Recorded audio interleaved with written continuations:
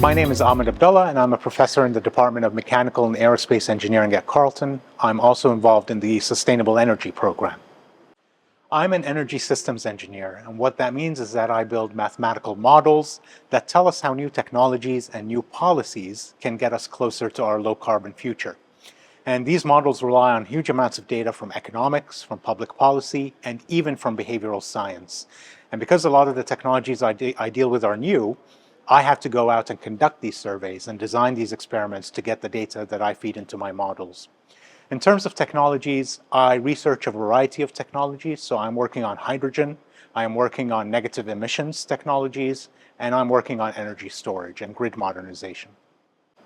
I'm investigating how hydrogen production can best be integrated into the electric power system.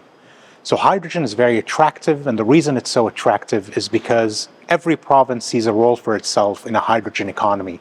Whether you have wind or nuclear or hydro or natural gas, you can produce hydrogen using any of these means, and you could consume it in a variety of means for electric power or transport or even space heating. And so we've got a group of researchers that are working on different facets of this problem. And they're all trying to optimize the integration of hydrogen once it gets to a level where it really does serve a lot of our energy systems. For example, I have one student who's working on a hydrogen-fueled aviation sector.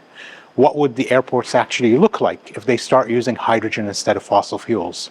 I have another student who's working on hydrogen use as a diesel exit strategy in remote and northern communities. A third student is working on hydrogen for trucking, because trucks would use a huge amount of hydrogen, and producing that hydrogen could have real impacts on the affordability and reliability of the power system. So we're working on multiple facets of this problem.